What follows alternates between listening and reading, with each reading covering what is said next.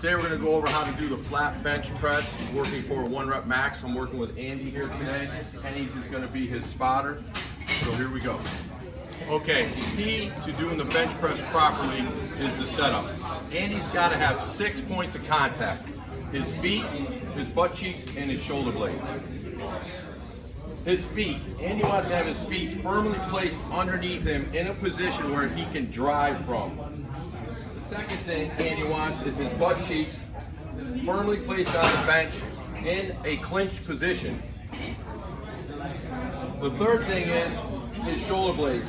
As you can see, Andy lifted himself up to retract his shoulder blades so that he can have them pinched like a shelf on the bench, making the last 2 of the 6 points of contact.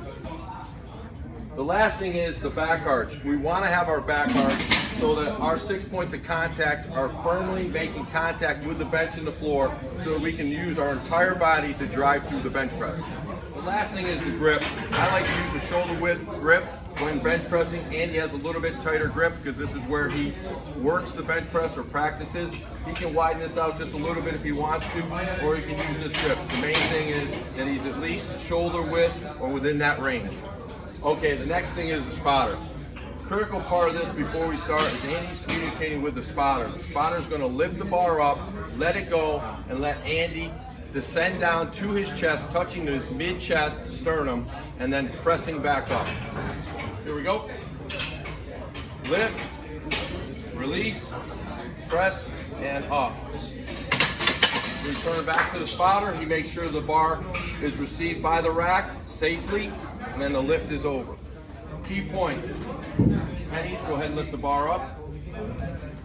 As Andy descends down, he's going to make sure his elbows stay at a 45-degree angle. Go ahead, Andy.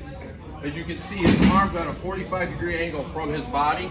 As he presses up, he drives through his feet, butt cheeks, and shoulders, up and back to the spotter, okay? Common mistakes. As the weight increases, most times lifters will flare their elbows out at 90. As you can see, Andy's got his elbows out at 90. This causes an impingement in the shoulder, and after time will wear out the shoulder joint and possibly require some type of medical treatment to fix that. Another critical common mistake is losing contact with the floor with your feet. When this happens, Andy's back is allowed to flatten and his shoulders round. This takes the pressure off the pectoral muscles and puts the load on the front deltoid, causing him to not get the lift and the lift failing. Okay, let's just do one whole lift in its entirety. Feet planted, butt cheeks planted, shoulder blades on the bench. Go ahead, good lift. Andy brings it down, touch, back up to the spotter, full lift, spotter brings it back to the bench.